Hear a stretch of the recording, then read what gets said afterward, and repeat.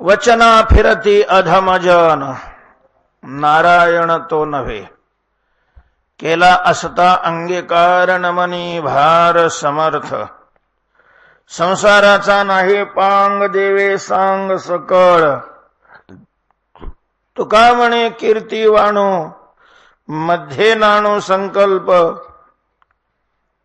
केला असता अंगीकार नमनी भार समर्थ. श्रीमंत श्री जगद्गुरु तुकोबाराय या अभंगातून भक्ती करणाऱ्या साधकांना आश्वस्त करतायत. भक्तीमध्ये सगळ्यात महत्वाचं भांडवल जर काही लागत असेल तर विश्वास, श्रद्धा. विश्वास हा भाग अत्यंत महत्वाचा आहे. भांडवल गाठी तरी विश्वास.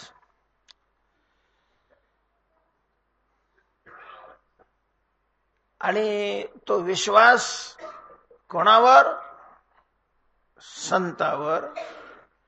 संतावर या शब्दाचा अर्थ संत वचनावर. संतांनी जो उपदेश केलेला आहे त्या उपदेशावर, शास्त्रावर, वेदावर, देवावर विश्वास हे परमार्थाचं भांडवल आहे. भांडवल गाठी तरी विश्वास. विश्वास ज्याच्या झोळीमध्ये या विश्वासाची कमी आहे तो हा धंदा करू शकत नाही. त्याला या धंद्यात नफा मिळणार नाही. कमी भांडवलाच्या आधारावर जर धंदा टाकला तर बऱ्याच वेळेला तो धंदा तोट्यात येतो, गोत्यात येतो. मग विश्वासाचं भांडवल जर परमार्थाकरता लागत असेल, धंदा कुठलाही एखादा करायचा असेल तर त्याला भांडवल लागतं. मग भांडवल उभे करण्याचे वेगवेगळे काय असतात? मार्ग आहे, पर्याय अशा प्रकारचे. आता अलीकडे हे व्यवहारातला कुठलाही धंदा करायचा असेल, कंपनी काढायची एखादी, व्यापार करायचा एखादा, दुकान टाकायचं, तर त्याला काय लागतं? भांडवल लागतं, पैशाचं भांडवल लागतं. मग काहींच्या जवळ वडलोपार जिथंच भांडवल असतं, त्यांना त्या भांडवलाकरता कोणाकडे हात पसरावा लागत नाही. महाराज, भांडवल ज्याच्या जवळ आहे ते भांडवलाच्या आधारावरच नफा कमवतात, प्रत्यक्ष काहीच करत नाही. भांडवल ज्यांच्या जवळ आहे ते केवळ भांडवलाच्या आधारावर घर बसल्या नफा कमवतात. घर बसल्या. आश्चर्य वाटेल तुम्हाला की जी माणसं कपाशी लावतात, शेतकरी, आता त्याला बिचारायला 4-5 महिने तरी कमीत कमी राबावं लागतं, चांगलं राबावं लागतं पुन्हा. आणि त्याच्याकडे जर भांडवल नसेल तर त्या कपाशीमध्ये त्याला जेवढं मिळतं त्याच्यापेक्षा जास्त त्याला भांडवल पुरवणाऱ्याला मिळतं. जे कापूस घेण्याचा व्यापाराचा धंदा करतात त्यांच्याकडे जर भांडवल नसलं, बाजारामध्ये भांडवल उपलब्ध आहे, करणाऱ्याला काही अडचण नाहीये, कमी नाही, फक्त तुमच्याकडे पत पाहिजे. लोकांनी तुमच्यावर काय ठेवला पाहिजे? विश्वास ठेवला पाहिजे. देतात भांडवल, तर त्याला जो नफा मिळतो त्याच्यापेक्षा जास्त भांडवल देणाऱ्याला नफा मिळतो. तो काहीच करत नाही, नुसते भांडवलाची काय करतो? पूर्ती करतो आणि नफा कमवतो. भांडवल अत्यंत महत्वाचा भाग आहे. हा व्यवहारातला भाग झाला. व्यवहारामध्ये नफा मिळवायचा असतो तो पैशाचा. साध्य काय असतं? पैसा अशा प्रकारचं असतं. परमार्थामध्ये साध्य परमात्मा आहे. परमार्थाचा जो धंदा करायचा आहे तो कशा करता? भगवत प्राप्ती करता. धंदा शब्दाचा अर्थ साधन. धंदा शब्दाचा अर्थ साधन. दिनरजनी हाची धंदा गोविंदाचे पवाडे. याचा अर्थ धंदा म्हणजे पैसे कमवले गोविंदाचे पवाडे गाऊन असं नका करू. तर तुकाराम महाराज म्हणतात दिनरजनी हाती धंदा. लोकांनी धंदा शब्दाचा अर्थ पैसे कमवण्याचं साधन एवढाच सीमित केलेलं आहे असं नाहीये. कुठल्याही साध्याच्या प्राप्तीचं जे साधन आहे त्याला काय म्हटलं जातं? धंदा अशा प्रकारचं म्हणतात. परमार्थामध्ये साध्य आहे परमात्मा प्राप्ती, अविनाशी सुखाची प्राप्ती, मोक्ष, दुःखाची अत्यंतिक निवृत्ती हे साध्य आहे. आणि त्याच्याकरता मुख्य अशा प्रकारचं भांडवल विश्वासाचं आहे. मग आता हे भांडवल ज्यांच्याजवळ आहे त्यांचा प्रश्न नाहीये. आहेत महाराज अशी काही माणसं, तुकोबरेने त्यांचं वर्णन केलेलं आहे. धन्य भावशील ज्यांचे हृदय निर्मळ पूजी प्रतिमेचे देव, संत म्हणती तेथे भाव. नैसर्गिक अशा प्रकारची त्यांच्या ठिकाणी विश्वासाची खाण असते. संतांनी सांगितलं की तिथं त्यांचा 100% काय बसतो? विश्वास. बाकीचा संबंधच नाही. विश्वास आहे तिथं शंका नसते, आणि शंका आले का तिथं काय नसतो? विश्वास नसतो. विश्वासात तर्काला काही महत्व नाही आहे. विश्वासामध्ये तर्काला 0 किंमत आहे, 0. आणि भाग्यवान आहे ते की ज्यांच्याकडे हे भांडवल आहे. श्रद्धावान मनुष्य खऱ्या अर्थाने श्रीमंत आहे, खऱ्या अर्थाने. फक्त ती श्रद्धा सात्विक असावी. शास्त्रांनी श्रद्धेचे 3 प्रकार केलेले आहेत: सात्विक श्रद्धा, राजस श्रद्धा आणि तामस श्रद्धा. अंधश्रद्धा आणि डोळस श्रद्धा हा शास्त्रातला प्रकारच नाहीये. हा श्रद्धाहीनाने काढलेले प्रकार आहेत, श्रद्धेतले प्रकार नाही ते.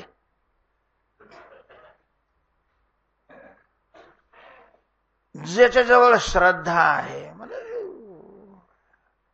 अहम ब्रह्मास्मी अशी वाणी एक वेळेला पडली एकाने, अविद्या निद्रा गेली, पळोनी तत्क्षणी जागी नला. काय अधिकार आहे ज्याच्या ठिकाणी अशा प्रकारची श्रद्धा आहे संताविषयी, त्याला परमार्थाचं साध्य मिळवण्याकरता काहीच वेळ लागत नाही, काहीच वेळ लागत नाही. तुका म्हणे कानी आई केली मात, तोची झाला घात जीवपणा. पण मग एवढं भांडवल असणारा विरळाच. इतकं भांडवल ज्याच्याजवळ आहे असा विरळा. मग ज्याच्याकडे भांडवल नाहीये, आहे पण काय आहे? कमी आहे. धंदा करायचा तर तुम्हाला भांडवल लागेलच. कमी भांडवलावर धंदा करायला गेले तर तोट्यात याल. कमी भांडवलावर जर धंदा टाकायचा म्हटलं तर महाराज फिरतं भांडवल खूप लागतं. केवळ नुसती जागा असली आणि माल आणण्यापुरते पैसे असल्यानंतर नाही चालत, त्याला खेळतं भांडवल लागतं. आणून माल ठेवल्यानंतर तो गुंतलेला पैसा असतो, लोकांना उधार दिल्यानंतर तिकडं पैसा गुंततो, आणि या सगळ्या प्रक्रिया केल्याशिवाय धंदा चांगला चालत नाही. त्याच्यामुळं फिरतं भांडवल भरपूर लागतं धंद्यामध्ये. परमार्थाचा हा धंदा भगवत प्राप्तीकरता साधना करायची असेल तर त्याच्याकडेही विश्वासाचं, श्रद्धेचं जबरदस्त भांडवल आहे. आता जे काही ज्याला साध्य तर प्राप्त करायचं आहे पण तितकं भांडवल नाही, मग त्याने काय करावं? त्याने भांडवल उभं करावं, रोखे काढावेत, शेअर्स अशा प्रकारचे लोकांना द्यावे. आम्ही देऊ शेअर्स, पण घेतले पाहिजे ना कोणी. भांडवल कोणाकडून उभं करायचं? तर भांडवल उभं करण्याचे, अर्थात भांडवल देणारे, परमार्थातलं भांडवल देणारे संत आहेत, देव आहे. म्हणजेच परमार्थाविषयीचा विश्वास हा दृढ कोणामुळेच होतो? संतामुळं. म्हणून संतांची चरित्र नेहमी वाचत जावी. संतांच्या चरित्राचे जे अनेक फायदे, त्याच्यातला हा एक फायदा आहे. संतांची चरित्र नेहमी वाचत जावी. नास्तिकांची चरित्र कानावर पडू देऊ नये. जी निव्वळ व्यावहारिक माणसं आहेत ना, संडासापेक्षा त्यांची घाण जास्त धरावी. दुर्जनाची गंधी विष्टेची परी देखोनिया दुरी व्हावे तया. म्हणजे परमपूजनीय गुरुवर्य वैकुंठवासी मारुतीबा सांगत असत, असं म्हणतात की 2च पर्याय आहे. एक तर संडास मोकळा आहे, नाहीतर मग त्याच्या जवळची जागा मोकळी आहे, संसारिक माणसाजवळची. आणि साधक आहे, कुठं बसावं? संडासात जाऊन बसावं म्हणतात, त्याच्याजवळ नाही बसावं. ज्याच्या अंतःकरणामध्ये कोंदून काय भरलेला आहे, नुसतं संसार भरलेला आहे, अशा माणसाजवळ बसण्यापेक्षा संडासात बसणं परवडलं. कारण संडासातली घाण बसल्यापर्यंतच येईल, पण याच्या अंतःकरणातले व्यवहाराचे संस्कार जर आपल्या अंतःकरणामध्ये आले, अनेक जन्म त्रास देतील, अनेक जन्म आपल्याला धंदा करायला लावतील ते.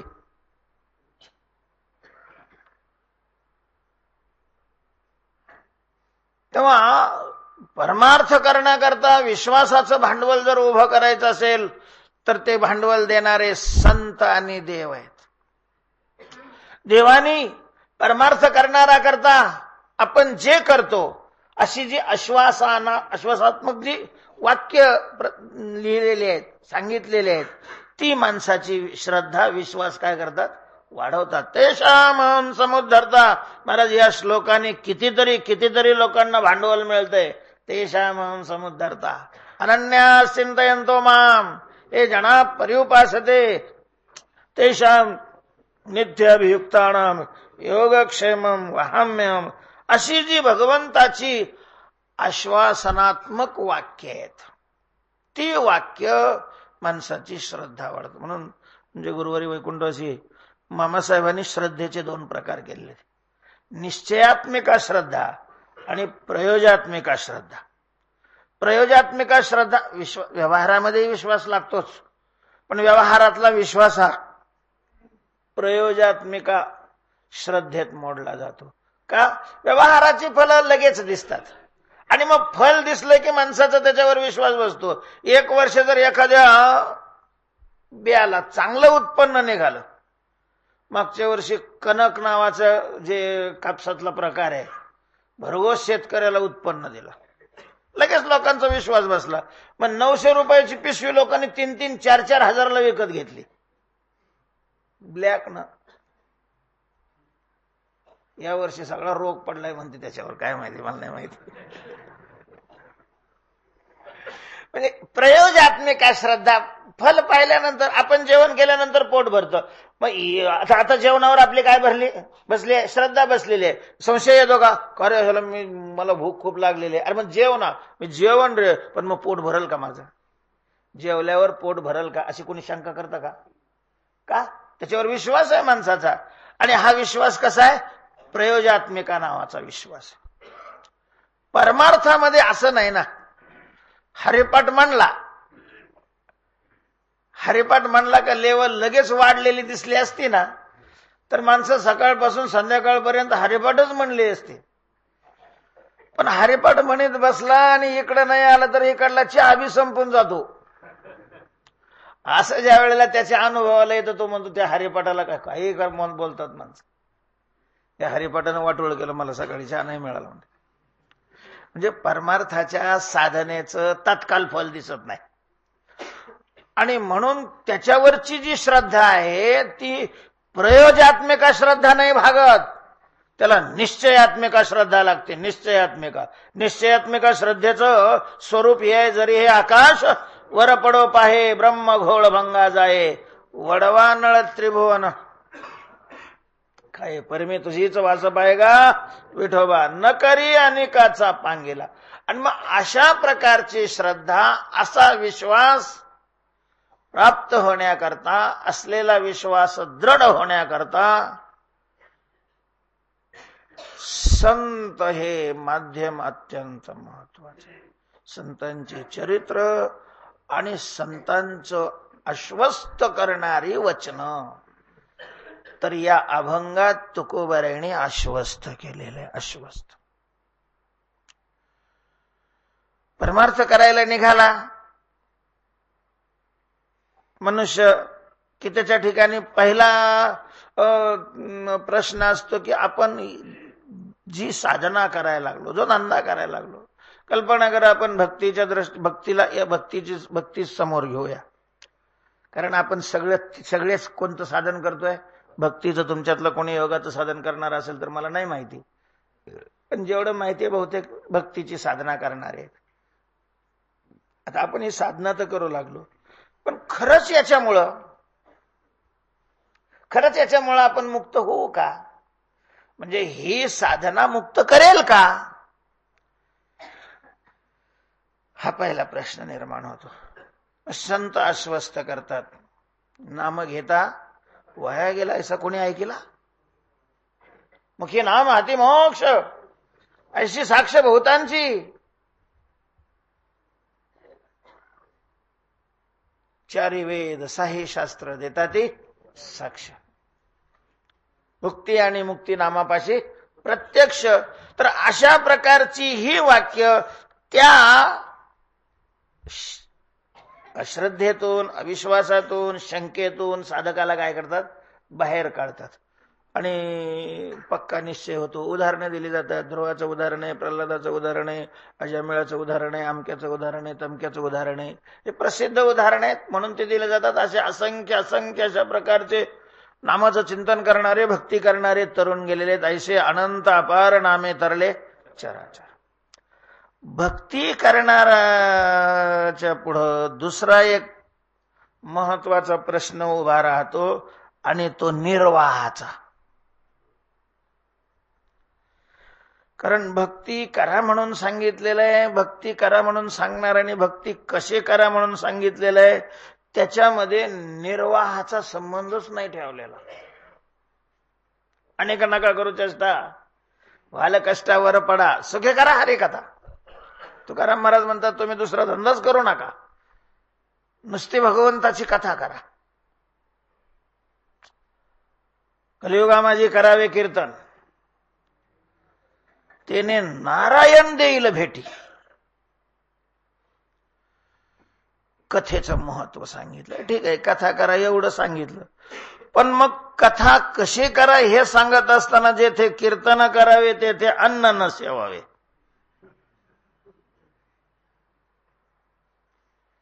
जिथं कीर्तन करायचं तिथं जेवायचं सुद्धा नाही. बुक्का लावू नये भाळा, माळ घालू नये गळा. बुक्का लावून घ्यायचा नाही का माळ घालून घ्यायची नाही. पूर्वी कीर्तनाला माणसं बैलगाड्या घेऊन जात असत किंवा घोड्यावर जात असत, वाहनच ती होती. तर जे वाहन नेलं, घोडं म्हणा बैल म्हणा, त्यांना चारा मागायचा नाही. तट्टा वृषभासी दाना तृण मागू नये जाना. ठीक आहे हो, आम्ही जेवणार नाही, त्यांना काही मागणार नाही, कारण एकातच सगळं करून घेऊ ना. उक्त तुका म्हणे द्रव्य देती घेती तेही नरक जाते. नरकाला जाण्याकरता हा इकडे आलाय काय? त्यांनी ज्या साधनेला सुरुवात केली, संसाराकडे पाठ फिरवली, ते नरकाला जाण्याकरता. भक्ती माणसं करायला लागतात, भक्तीमध्ये कीर्तन करायला लागतात, नामस्मरण करायला लागतात, भजन करायला लागतात. हे नरकाला जायची अपेक्षा असते म्हणून करायला लागतात का? नरकाला जायचं म्हणून त्यांनी माळ घातलेली आहे, नरकाला जायचं म्हणून तो पंढरपूरचा वारकरी झालाय, नरकाला जायचं म्हणून तो या क्षेत्रामध्ये आलेला आहे. तुकाराम महाराज म्हणतात तो त्याच्याकरता जरी नाही आला, पण त्याने जर अशी चूक केली तर त्याला नरकाला जावं लागतं. तुकाराम महाराज एखाद्याच ठिकाणी म्हणतात असं नाही, अनेक अभंगामध्ये म्हणतात. तुकाराम महाराजच म्हणतात असं नाही, नाथ महाराज तेच सांगतात. इतर ग्रंथामध्ये तसंच अशा प्रकारचं लिहिलेलं आहे. आणि मग काय बिबा घालायचा का पोटावर? कीर्तन करा, तिथं भाकरी खाऊ नका. रिकाम आहे का दुसरे भाकरी खाऊ घालायला यांना? जिथं कीर्तन करायची तिथं भाकरी खायच्या नाही, म्हणजे दुसरीकडे खायच्या. दुसरीकडे कसं काय घालतील लोक? अय एवढा मोठा धटेंगरच्या धटेंगर आहे, तुला काय काम नाही करता येत का? इथं आला एक तुकडे खायला रिकामे, काय करायचं? निर्वाहाची व्यवस्था काय करायची हा प्रश्न साधना करणारा पुढं आवासून उभा राहतो.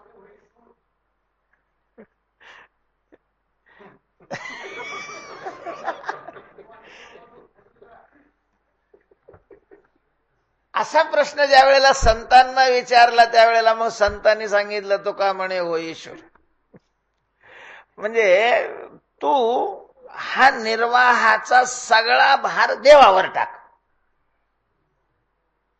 तू काळजीच करू नको. देवाचे माथा घालोनिया भार, सांडी कलेवर ओ वाळूनी. तो या सगळ्या कलेवराचा म्हणजे संसाराचा भार देवाच्या डोक्यावर घाल.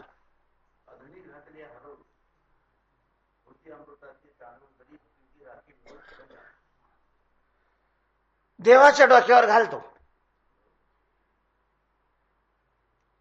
तुका म्हणे घालू तयावरी भार, वाहो हा संसार देवा पाय. देवावर तू भार घाल. देव सगळं करतो.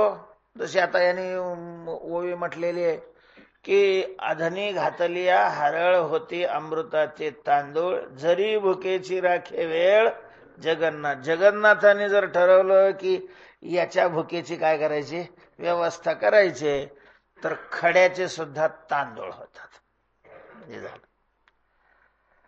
आता देवावर भार घालायचा, ठीक आहे, देवावर भार घालायचा, पण आपण घातला तर तो त्यांनी घेतला पाहिजे ना. माणसं तर लय तसे दुसऱ्यावर भार घालायला काय करतात, उत्सुक असतात. त्याचं श्रेय फक्त वरचं लोणी आपण घ्यायचं आणि बाकीचं सगळं दुसऱ्याकडे लावायचं. याच्याकरता तर सगळे तत्पर, सगळ्या बुद्ध्या त्याच्याकरता खर्च करायला तयार आहे. मग देव जर भार घेत असेल तर मग काय अडचण आहे. पण देवाने घेतला पाहिजे ना भार. काय माणसाने घेतला की नाही आपल्याला कळतं, दिसतं. देवाने घेतलं की नाही हे कसं काय कळेल. त्यालाही संतांनी आश्वस्त केलं की तुका म्हणे तया भार घातलिया उपेक्षिना दया सिंधू माझा.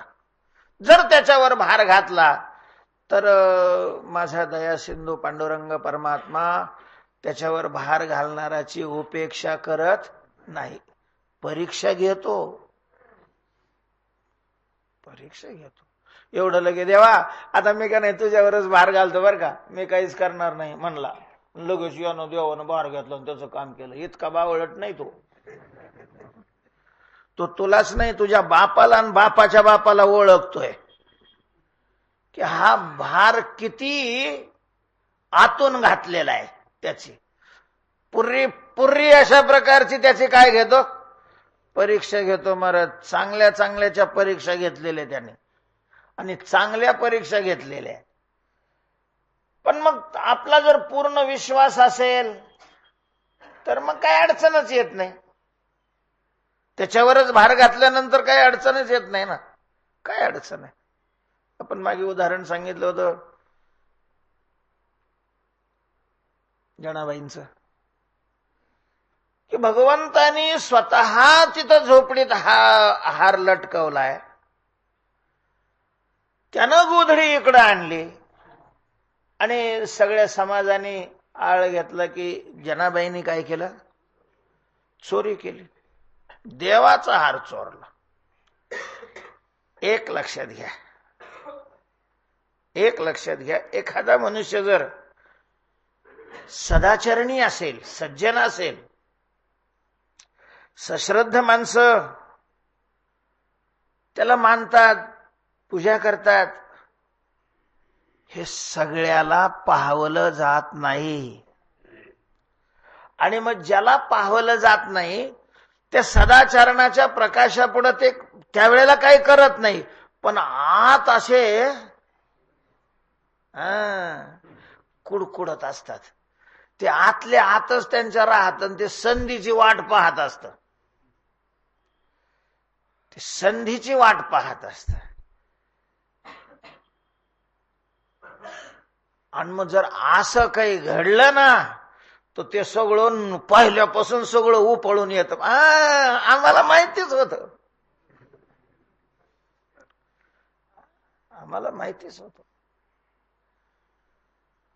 तुम्ही असं समजू नका की आसाराम बद्दलच लोकांना बरं वाटतंय. प्रत्येकाबद्दल लोकांच्या मनात तेच आहे, अनेकाच्या मनामध्ये संधीची वाट पाहतात फक्त. जेव्हा जनाबाईंनी देवाच्या गळ्यातल्या हाराची चोरी केली ही वार्ता पंढरपुरात समजली, महाराज लोकांनी ड्युट्या सोडून दिल्या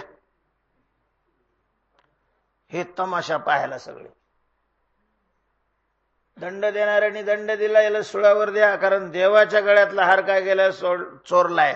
आणि पुन्हा स्वतः भक्त म्हणून घेते. चोरीचा दंड असा नसतोच. पूर्वी चोरी करणाऱ्याला दंड देत होते, पण सुळावर देण्याचा चोरीला दंड नाही राहत. याच्यावरूनच जनाबाई विषयी दंड देणाऱ्याच्याही अंतःकरणामध्ये असलेला भाव समोर येतोय, व्यक्त होतो.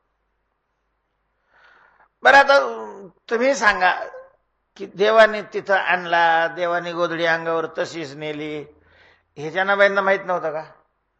माहित होतं. पण जनाबाईंना माहिती होतं की हे कोण मानणार, याला खरं कोण मानणार आहे. निश्चळ अशा प्रकारची वृत्ती होती. काही खेद नाही, दुःख नाही, काही नाही. बरं, शूळ उभा केलाय वाळवंटामध्ये, शूळाची वेळ ठरलेली आहे शूळावर देण्याची. हे दुथरपा गर्दी आहे पाहायला, आणि शूळाकडे घेऊन चालवलेले, तरी काय नाही. ज्यांचा खासच विश्वास होता त्यांना काही नाही वाटलं. त्यांना माहिती आहे की ही देव परीक्षा पाहतोय. पण शूळापर्यंत नेलेला आहे, शूळावर चढवणार, तितक्यापर्यंत धैर्य टेकलं पाहिजे ना महाराज. काय सामान्य परीक्षा आहे, तेवढ्यापर्यंत धैर्य टिकलं पाहिजे ना. आता ठीक आहे, ज्यांनी प्रत्यक्ष देवाला अनुभवलेलंच आहे, साक्षात देवांचं त्यांना दर्शन झालेलं आहे, जनाबाई महाराज असतील, नामदेवराय असतील, तुकोबाराय असतील, यांनी अनुभव घेतलेला आहे पांडुरंगाचा. पण ज्यांना अनुभव आलेला नाही, नुसतं विश्वासावरच काय झालंय त्यांचं काम चालू आहे, त्यांचा विश्वास टिकण्याकरता तो किती दृढ आणि आढळ लागत असेल. भगवान परमात्मा भार घेत नाही असं नाही, घेतो. माझं तर असं स्पष्ट मत आहे की देव आपली परीक्षा काय घेतो, आपण देवाची परीक्षा घ्यायला पाहिजे. तो काय घेतो आमची परीक्षा? तुला तुझा देवपणा टिकवायचा आहे ना, आम्ही तुझी परीक्षा घेणार. तेव्हा ही शंका येते की आपण भार टाकला तो घेईल का? बरं ठीक आहे, घेईल असं तो स्वतःही म्हणतोय, त्याच्याम योगक्षेमम वहाम्यहम संतही सांगतात. पण जरी म्हटला तरी लोकांना व्यवहारात असे अनुभव पदोपदी येतात की माणसं बोटावरचा थुका बदलावा तशा प्रकारची काय होतात, बदलतात महाराज, बदलतात माणसं. आज जे बोलतील त्या बोलण्याला उद्या चिकटून राहतील असं नाही. एवढी खोट. आणि अलीकडे काय कलियुगाचा प्रभाव आहे, अरे राम राम राम राम राम राम. एवढी बनवा बनवी करतात, आणि विशेष म्हणजे संसारातलीच करतात असं नाही. परमार्थ करणारी, 2-2 माळा घालणारी माणसं सुद्धा बनवा बनवी करण्यामध्ये स्वतःला एवढं हुशार समजतात. आणि मग जो स्वतः बनवा बनवी दुसऱ्याला करतो त्याला हा कसा विश्वास पटायचा की देव जरी म्हणला असला तरी आपला भार घेईलच? तेव्हा म्हणलाय तो योगक्षेमम वहाम्यम, पण काय आहे मला काही बी कारण सांगत आहे, नाही हो आम्ही करणार होतो तुमचं, पण तुमच्याकडूनच हे असं झालं. मग काय करता? आपलाच एखादा काय दाखवलं त्याने, दोष दाखवला. आपल्याच एखाद्या उणिवेवर त्याने बोट ठेवलं आणि सटकला बाजूला, मग आपलं काय व्हायचं? अशा प्रकारचा संशय त्या ठिकाणी येण्याची काय असते, शक्यता असते. त्या संशयाचं निराकरण तुकोबारायांनी या अभंगामध्ये केलेलं आहे. तुकोबाराय म्हणतात की शब्दाला फिरणारे आधम असतात. आधम जे आधम आहे ते शब्द फिरवतात. माणसामध्ये 3 स्तर आहेत, काही उत्तम आहेत, काही मध्यम आहेत, आणि काही आधम आहेत. आधम आधम म्हणजे उंचीनं कमी असा नाही, किंवा ज्याच्या अंगावर कपडे हलके त्याला आधम नाही. महाराज भीक मागणारे सुद्धा श्रेष्ठ उत्तम असतात, आणि करोडोपती नीचापेक्षा नीच असतात. पैशावर उत्तम आणि अधम हे ठरलं नाही जात माणसाचं स्तर, त्याच्या वृत्तीवर ठरला जातो तो अधम आहे की उत्तम अशा प्रकारचा आहे. आणि जे अधम जातीचे आहेत, अधम स्तराची माणसं आहेत, ती आपल्या शब्दाला फिरतात. तो तर देव आहे म्हणा, पण माणसामध्येही अशी काही माणसं आहे महाराज, माणसातही अशी श्रेष्ठ दर्जाची उच्च लेवलची, त्यांचा स्तरच उच्च असतो. हे आव आणून नाही येत, प्रयत्न करावा माणसाने, नाहीच शब्दाला महाराज बदलत, नाही बदलत. मला आश्चर्य वाटलं मागच्या वर्षी का 2 वर्षापूर्वी, मागच्याच वर्षी आपला विनाशन पकवाजा त्याचे वडील आता माळ घातली इकडे आल्यावर पोरग काही फार भजने बिजने असंही काही नाही. तर त्यांचा किस्सा लोकांनी सांगितला, त्यांनी सांगितला त्यांच्याकडे ते हे काढलं त्यांनी, काय अद्रक म्हणजे व्यापारी घ्यायला आला, काढलंही नव्हतं, शेतात होतं. व्यापारी घ्यायला आला आणि त्यांचा भाव ठरला, काही 20 रुपये का 21 रुपये किलोने भाव ठरवला. आणि महाराज दुसऱ्याच दिवशी 40 रुपये भाव झाला. दुसऱ्या दिवशी 40 रुपये भाव झाला. लोक सगळे म्हणे दे त्याला सांगून, तुला घ्यायचं तर 40 रुपयाने घे, नाही तर नाही. ते म्हणे नाही हो, आपला शब्द गेलेला आहे. महाराज त्याने 20 रुपयाप्रमाणे दिले. सामान्य मनुष्य आहे, सामान्य मनुष्य, कंबर बांधून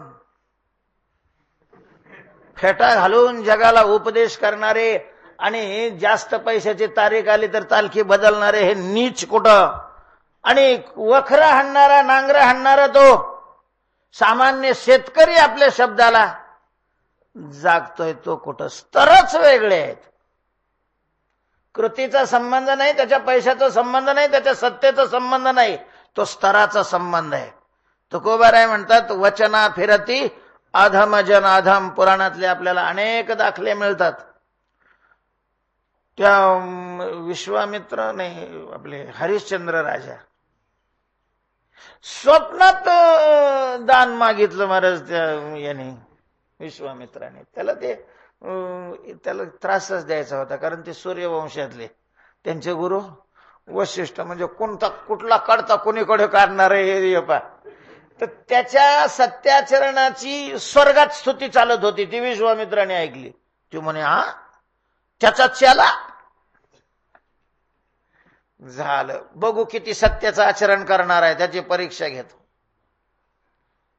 काय महाराज स्वप्नात गेला आणि महाराज काय हवंय तुम्हाला? ती म्हणे मला जे हवंय तो देणार आहे का? महाराज सांगा. मला तुझं राज्य लागतंय. आणि त्याच्यावर पुन्हा 3.5 भार दक्षिणा, कारण दान दिल्यानंतर पुन्हा दक्षिणा वेगळी द्यावी लागते.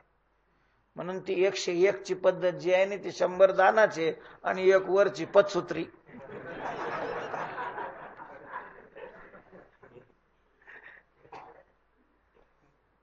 आता हे स्वप्नात झालं हे सगळं. सकाळी ते उठले, स्नान वगैरे केले, पूजा वगैरे आटपून दरबारात जाणार तर आलेच बा. मी सांगितलं अजून तू इथंच आहेस का? तू मला राज्य दान दिलेलं, माझ्या राज्यात थांबायचं नाही, चलो गेट आउट. माझ्या राज्यातलं काही घ्यायचं नाही, कशाचाही तू काय करायचं नाही माझ्या. आता बरं, रात्री स्वप्नात दान दिलं होतं महाराज. स्वप्नात सह्या केलेल्या असतात महाराज, स्टॅम्पवर सह्या केलेल्या बदलतात लोक. स्वप्नात त्यांनी दिलं, अंगावरच्या कपड्यानिशी निघाले, बायको मुलगा स्वतः. अनेक ठिकाणी कोणाला पाणी नाही देऊ, तख्त सक्त यांनी साकी, यांना कोणी जेवण द्यायचं नाही, कोणी पाणी द्यायचं नाही, अमकं करायचं. बरं, सार्वजनिक ठिकाणचं धर्मार्थ जे आहे ते घ्यायचं नाही, धर्मार्थ खोललेलं ते घ्यायचं नाही. ते हरिश्चंद्राचं पूर्ण चरित्रच वाचावं, म्हणजे केवढा आपल्या शब्दाकरता. शेवट मग त्याची सत्ता त्या याच्यात नव्हती, काशीच्या क्षेत्रामध्ये. मग तिथं गेले ते, पुन्हा तिथं मागच वरली 3.5 भार सोनं. आता कपडे सह नुसते आलेले, काय आहे तिथं, अजून काही सुरुवातही केली नाही, पण तो म्हणे मला देऊ नाही, देऊ पिऊ नाही, लगेच पाहिजे, लगेच. तू मला शब्द दिलेला आहे. शेवट महाराज त्यांनी स्वतःला विक्रीला काढलं, बायकोला विकलं आणि स्वतःलाही अशा प्रकारचं विकून त्याचं ते वचन सार्थ केलं. पुन्हाही त्याने खूप दिला, पण नाही वचनाला नाही फिरले. शिबीराजाची कथा माहितीच आहे. राजा शिबी चक्रवर्ती कृपाळू दयाळू भूती, तुळविले अंती तुळे मांस तयाचे, आपला दिलेला शब्द खरा करण्याकरता स्वतःचं अंग कापून मांस दिलं. म्हणजे किती श्रेष्ठ अशा प्रकारची दर्जाची माणसं होती. प्रभू रामचंद्रांनी तर कहर केला. त्यांनी वचन नव्हतं दिलेलं, वचन बापाने दिलेलं आहे, पण बापाचं वचन खरं करण्याकरता महाराज मंत्रीपद सोडलं. मंत्रीपद नाही मिळालं तर पक्ष सोडणारे किती काही आपल्याला पाहायला मिळतात. पण राज्य सोडलं, राज्य वडिलाच्या वचनपूर्ती करता अयोध्येचा त्याग केला, मातृभूमीचा त्याग केला आणि वनामध्ये 14 वर्ष. उच्च स्तर, श्रेष्ठ अशा प्रकारचा थर आहे. आणि म्हणून तुकोबाराय म्हणतात की वचनाला फिरणारे हे अधम जातीचे माणसं असतात. देव अधम नाहीये, देव उत्तम आहे नव्हे, उत्तमोत्तम आहे, तो पुरुषोत्तम आहे, पुरुषोत्तम. त्यामुळं त्यांनी आश्वासन दिल्यानंतर त्याच्याविषयी शंका घेण्याचं काही कारणच नाहीये. म्हटले कारण नाही, काय लागले देवाचा काय वार घेऊन बोलायला. महाभारतीय युद्धाच्या आरंभाला त्यांनी काय वचन दिलं होतं माहितीये का? शस्त्र हातात धरणार नाही, मी युद्ध करणार नाही, हातात शस्त्र धरणार नाही, युक्तीच्या फक्त 4 गोष्टी सांगेल. आणि ज्या वेळेला भीष्माचार्याचं आणि अर्जुनाचं युद्ध सुरू झालं, महाराज यानं रथातून खाली उडी मारली आणि चाक घेऊन धावले, दुसरं काही नाही सापडलं तर मोडलेल्या रथाचं चाक घेऊन धावले. मग वचना फिरते अधमजन. नारायण तो नव्हे, आता कुठं ह्यो नारायण नाही काय? तुमचा कृष्ण नारायण आहे की नाही? नाही तर हा तरी कृष्णच आहे. जेणे गीता उपदेशिली ते हे विटेवरी माऊलीन, याच सांगायला लागले ना तुम्ही की नारायण तो नव्हे. तिथं कसं काय वचनाला फिरला? महाराज तिथंही भगवान परमात्मा आपल्या वचनाला फिरलेले नाहीत. कमाल झाली तुमची. म्हणजे धडधडीत त्यांनी चाक हातात घेतलं, भीष्मावर धावले. हे महाभारत वर्णन करतंय, म्हणजे व्यास सांगतात, आणि तुम्ही सांगता की त्यांनी वचन फिरवलं नाही. कसं काय फिरवलं नाही? आता कसं काय फिरवलं नाही हे आम्ही पांडुरंगाचे भक्त आहे. आम्ही तर्काने सिद्ध करणार, प्रमाणाने सिद्ध करणार. मानणं न मानणं हा तुमचा प्रश्न आहे. त्यांनी वचन काय दिलेलं होतं? शस्त्र हातात धरणार नाही. तर शस्त्राचे किती प्रकार आहे? त्याच्यात चाक येतं का? तुम्ही कुठलंही अशा प्रकारचं हे आणा, कोश आणा, शस्त्राचं हे आणा, त्याच्यामध्ये रथाचं मोडलेलं चाक शस्त्र आहे म्हणून येतं का? अहो तसं नाही आमच्याकडे शस्त्राची व्याख्या. मग हाणलं जातं जे, त्याचं नाव शस्त्र. ज्याने दुसऱ्याला मारलं जातं ते काय? आता एखादी काठी आहे आणि एखाद्याने काठीचा टोला मारला आणि तो मेला, मग काठी शस्त्र नाही झाली का? ठीक आहे, हाणल्यानंतर शस्त्र ना. चाक हाणलं का? चाक हाणलं नाही, चाक शस्त्राच्या यादीत नाही. पण त्याने हातात तरी घेतला ना मारण्याकरता. हा तुमचा भ्रम आहे. जरा महाभारत वाचा, महाभारतातला तो प्रसंग पहा. भगवंतानी चाक हातात घेतलं केव्हा? ते भीष्माचा काहीच संबंध नाही त्याच्यामध्ये. त्याचा संबंध कोणाशी आहे? अर्जुनाशी संबंध आहे, अर्जुनाशी. भगवंतांनी अगोदरच सांगून ठेवलेलं होतं की अर्जुना, महाराजांनी सांगितलं की जरा तुम्ही शब्द थोडेसे सौम्य वापरत जा म्हणून, नाही तर मी अर्जा म्हणलो असतो आता बरं का. तो प्रसंग उद्धृत करायचा असेल तर ती भाषा वापरणं आवश्यक असतं आणि वक्त्याला ते त्याचं माफही आहे. त्यांनी सांगितलं अर्जुना, हे धर्मयुद्ध आहे, हे धर्मयुद्ध आहे आणि धर्मयुद्धाच्या नियमाप्रमाणे समोर शत्रू आहे असं शत्रुबुद्धीनं त्याच्याकडे पाहायला पाहिजे. तुला आज भीष्माबरोबर युद्ध करायचंय कारण भीष्माने निष्पांडवी पृथ्वी करण्याची प्रतिज्ञा केलेली आहे. तू भीष्माकडे शत्रू या नजरेनं पहा, पितामह या नजरेनं पाहू नको. सांगितलं होतं तेवढ्यापुरतं तो होही म्हणला. पण ज्या वेळेला प्रत्यक्ष युद्ध सुरू झालं तर त्यावेळेला नुसती त्यांची शस्त्र चुकवायचा प्रयत्न करू लागला हा. प्रत्यक्ष काही त्यांच्यावर घाव मारीतच नव्हता आणि तिकडून अतिशय त्वेषाने भीष्म युद्ध करत होते. यांनी किती चुकवायचा प्रयत्न केला. ज्या वेळेला भगवंतांनी मागं वळून पाहिलं तर अर्जुन पावसाळ्यात जसे पर्वत चौकडून त्यांना काय फुटलेला असतो, पाझर फुटलेला असतो, तसा जसा काही अर्जुनाच्या शरीराला रक्ताचा पाझर फुटलेला आहे. सगळं रक्त खाली गळताना पाहिलं आणि ती स्थिती पाहिली की मग भगवंतानी रथातून खाली उडी टाकली आणि चाक घेतलं. हे घेतलं की अर्जुनाने मग त्यांनी रथातून उडी घातली, खाली टाकली, त्याला धरलं. देवा देवा तेव्हा तुझी प्रतिज्ञा मोडू नको. तू प्रतिज्ञा केलेली आहे की मी युद्ध करणार नाही, हातात शस्त्र धरणार नाही, तू प्रतिज्ञा मोडू नको, तुझ्या पाया पडतो. त्यांनी सांगितलं तू युद्ध करणार नसतील, तू या म्हाताऱ्याला मारणार नसेल तर मी या म्हाताऱ्याला मारल्याशिवाय राहणार नाही. ती प्रतिज्ञा गेली खड्ड्यात. तुला 1000 वेळेला सांगितलं तू याला मार म्हणून, तू ऐकत नाही. हे युद्ध माझं आहे, हे युद्ध मी अशा प्रकारचं प्रस्तुत केलेलं आहे आणि ते युद्धही मी लढणार आहे, मी मारतो त्याला. मग अर्जुनाने सांगितलं की देवा आता मारतो, आता मारतो. दिलं टाकून. म्हणजेच त्यांनी शस्त्र भीष्माकरता घेतलंच नव्हतं. कोणाकरता घेतलं होतं? आता हे तुम्हाला जर कळत नाही तर त्याला ते कृष्णाचा काय अपराध आहे? तुम्ही बावळट आहे, त्याला काय करावं त्याने?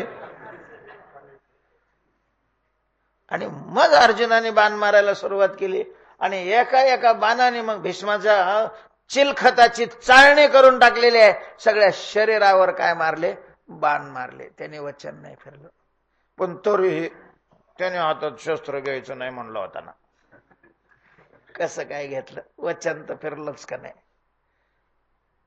तर त्याही ठिकाणी त्याचंही समाधान असं आहे, की भक्ताचं मी संरक्षण करतो हे त्याचं मूळ वचन आहे. ईश्वर म्हणून त्याचं वचन काय आहे? न मे भक्त प्रणश्यती, माझा भक्ताचा नाश होत नाही, मी माझ्या भक्ताचा नाश होऊ देत नाही. योगक्षेम मोहाम्यहम, मी त्याचा योगक्षेम वाहतो. आणि इथं अर्जुन अडचणीत आलेला आहे, संकटात सापडलेला आहे. बरंच त्यावेळेला भगवंतांनी जर चाक हातात घेतलं नसतं तर भीष्माने अर्जुनाला ठार करण्याकरता मागं पुढं पाहिलं नसतं. कारण भीष्म क्षत्रियाचा धर्म चांगल्या रीतीनं जाणत होते. त्यांनी पांडवाला सांगितलेलं होतं युद्ध जिंकावं म्हणून मी तुम्हाला आशीर्वाद दिलेला आहे आणि माझा आशीर्वाद सार्थ करणं हे तुमच्या हातात आहे आणि त्याच्याकरता तुम्हाला मला पाडावं लागेल. कारण मी जोपर्यंत तिकडं उभा आहे तोपर्यंत हे युद्ध तुम्ही जिंकू शकत नाहीत. तुम्ही मला पाडण्याचा उपायही त्यांनी काय केलेला होता? सांगितलेला होता. तरी हे पाडत नव्हते. आणि मग भगवंताचं ईश्वर म्हणून वचन आहे की मी माझ्या भक्ताचं संरक्षण करेन. मग प्रसंगी मला डाग लागला तरी चालेल, पण मी माझ्या भक्ताचं काय करीन? संरक्षण करीन. हे वचन आहे आणि हे वचन कृष्णाचं नाही, नारायणाचं वचन आहे. नारायण म्हणजे ईश्वर, नारायण म्हणजे ईश्वर, आणि हे ईश्वराचं वचन आहे. आणि ईश्वराने आपलं वचन राखण्याकरता चाक हातात घेतलं. कुणी सांगितलं तुम्हाला ईश्वराने वचन मोडलेलं आहे? पण म्हटलं मग शस्त्र घेणार नाही. हे वचन राजाचं आहे. त्यावेळेला हे मदत मागायला गेले होते, देव म्हणून का राजा म्हणून? राजा म्हणून मदत मागायला सगळ्याच पृथ्वीच्या राजाकडे गेले होते सगळे जे मदत मागायला. कुणी पांडवांना मदत केली होती, कुणी कौरवांना मदत केली होती. राजाचं वचन आहे. मग राजाचं वचन मोडलं तर भगवंताला काय नाही, ईश्वराचं वचन नाही मोडलं पाहिजे. ज्या वेळेला आपल्या जीवनामध्ये दोन धर्म असे एकमेकाच्या विरोधात उभा राहतात, त्यावेळेला सबळ दुर्बळाचा काय करावा लागतो, विचार करावा लागतो. आणि जे सबळ वचन आहे त्याचे झुकतं, त्याला झुकतं माप देऊन दुर्बळ वचन टाकलं तरी दोष नाही राहत. देव आपल्या वचनाला कधीही बदलत नाही, कारण तो उत्तम आहे. वचनाला बदलणारे अधम माणसं आहेत. वचना फिरती अधम जन, नारायण तो नव्हे. केला असता अंगीकार, एकदा त्याने अंगीकार केला की मग ज्याचा अंगीकार केलेला आहे त्याचा तो भार मानत नाही. अंगीकार करणं म्हणजे काय हो? अंगीकार करणं या शब्दाचा अर्थ आहे माझा, हा माझा आहे अशा प्रकारचं म्हणणं. आणि देवाने एकदा अंगीकार केला, महाराज बस आपलं प्रयत्न कुठपर्यंत करायचे? देवाने म्हटलं पाहिजे हा माझा आहे. देवाने माझा म्हटलं की त्याच्या उणिवा, त्याच्या कमतरता, त्याचे दोष महाराज सगळे घालवण्याची जबाबदारी त्याच्यावर येते. देवाने काय ती कुब्जा दासी, कुब्जा दासी, मागच्या जन्मीची मंथरा. महाराज सगळे विसरतील पण मंथरेला कोणी विसरणार नाही. अजून बहुतेक आपल्या पोरीचं नाव मंथरा ठेवलेलं आहे असं काही ऐकवत नाही कोणी. म्हणजे जरी आता फॅशनचा जमाना निघाला असला, फॅशन म्हणजे नावं ठेवण्यातही लोकांची आता फॅशन आहे. काहीच असं असतंय की मुलगी हो मुलगा हो, पहिलं अक्षर आलं पाहिजे. पोरगा झाला अशोक, दुसरा झाला अनिल, नाही का? पोरगी झाली अनिती. म्हणलं आणि ते कसं काय नाव ठेवलं? आम्ही ठरवलेलं आहे की मुलाच्या नावाची सुरुवात कशापासून व्हायला पाहिजे? पासून. मग ती अनिती असली तरी चालते लोकांना.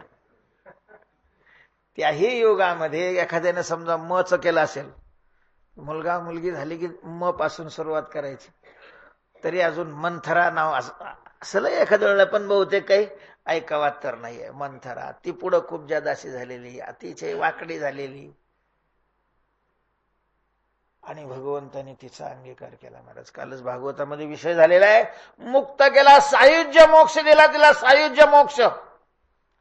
अंगीकार जर देवाने केला, अंगीकार ज्याचा केला, नारायणे निंद्यतेही तेने वंदे की जे, बरे शबरीची उष्टी अशा प्रकारची बोरं खाली. अंगीकार केला देवाने, अंगीकार केला की शाप वरदान होतो. शाप वरदान. देवाने अंगीकार केला नसेल तर वरदान काय होतो? नाशाला कारण होतो, शाप होऊ शकतो. भगवंताने आपला अंगीकार करावा. एकदा त्याने अंगीकार केला त्याचा तो भार मानत नाही, कसाही असला तो, कसाही असला तर. जसं लहान मुलाचा अंगीकार आई करत असते. महाराज खरं असं असतं की अशी एक म्हण आहे किंवा आपली म्हातारपणाची ही काठी आहे. मुलाकडे पाहत असताना म्हातारपणाची काठी म्हणून पाहतात, पण कधी कधी असं असतं की त्या म्हातारीलाच त्याला सांभाळावं लागतं. जन्म तर देतेच, गर्भाचा तर तिनं त्रास काढलेलाच आहे, लहानपणीचाही त्रास काढलेला आहे, पण ते असं निघतं की मरेपर्यंत ती त्याचा त्रास काढते, तरी उबगत नाही, कारण अंगीकार केलेला आहे, भार मानत नाही. देवाने अंगीकार केल्यावर तो त्याचा भार मानत नाही. केला असता अंगीकार न मनी भार समर्थ, कारण तो समर्थ आहे. आणि त्यामुळं भक्ती करणारानी, कीर्तन साधना करणारानी, नामस्मरणाची साधना करणारानी संसाराची काळजी करण्याची गरज नाहीये, कारण देव त्याला संसाराचा पांगळा नाही करत. संसाराचा नाही पांग, देवे सांग सकळ. सगळं देवामुळं सगळं सांग होऊन जातं, सगळं सांग होऊन जातं, काहीच राहत नाही. तुकाराम महाराजांनी काहीच केलं नाही, त्यांचं काहीच राहिलं नाही. पोरीची लग्न झाली, पोरांची लग्न झाली, सगळं व्यवस्थित झालं. काय राहिलं होतं तुकाराम महाराजच्या संसारातलं?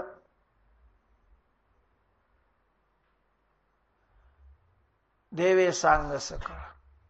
पडोने दी उणे पुरे, पडोने दी उणे पुरे. काहीच कमी पडू देत नाही महाराज, काहीच कमी पडू देत नाही. कमी फक्त आपला विश्वास पडतो, त्याच्याकडून कमी नाही. काय नामदेवरायांचं वाक्य आहे महाराज, बोल नाही तुझ्या दातृत्वपणाशी. नामदेवराय म्हणतात देवा तुझ्या दातृत्वपणाला नावं ठेवायला जागा नाहीये, तू उदारच आहे. पण काय करता, आमचा विश्वास कमी पडतो आणि त्याच्यामुळं आम्हाला त्रास होतो.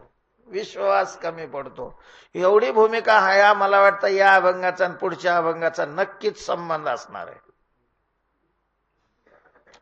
संसाराचा नाही पांग, देवे सांग सकळ. देव सगळं सांग पूर्ण करतो महाराज. काय ही नुसती उदाहरणं सांगण्याकरताच आहेत का, की चोखोबाऱ्यांच्या पत्नीचं देवाने काय केलं, बाळांतपण.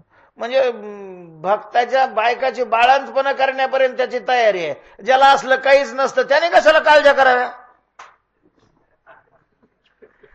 म्हणजे ज्याला लचंड आहे ती लचंड सुद्धा यांनी सगळी भागविली. ज्याला काहीच नाही, पिंपळावरचा मुंजे आहे, त्याने कशाला बँका भराव्या महाराज, त्याने कशाला साधू संतांच्या विरोधात साधना कराव्या, का पाप करून नरकाला जायच्या तयारी कराव्या. विश्वास नसेल तर या धंद्यात नाही पडलेलं चांगलं. देवावर विश्वास नसेल तर या धंद्यातून बाहेर निघावं. आणि विश्वास ठेवायचा तर पूर्ण अशा प्रकारचा ठेवावा. तुकोबाराय म्हणतात की संसाराचा नाही पांग, देवे सांग सकळ. आणि म्हणून तुका म्हणे कीर्तिवाणू, आम्ही त्याची कीर्ती वर्णन करत राहणार. म्हणजे संसाराचं कसं होईल, देहाचं कसं होईल, म्हातारपणे कसं होईल. जर समजा आपण बिमार पडलो तर आपल्याला कोण सांभाळेल. ज्याने करोडो रुपये कमवले, तुम्हाला वाटतं काय त्याला तरी सांभाळतातच. असे कित्येक आहेत, कित्येक त्यांची वृद्धाश्रमामध्ये रवानगी केलेली आहे. करोडो रुपयाच्या संपत्त्या कमवून ठेवलेल्या आहेत आणि त्यांना कुठं पाठवलेलं आहे, त्यांच्या पिल्ल्यानी, अवलादीने.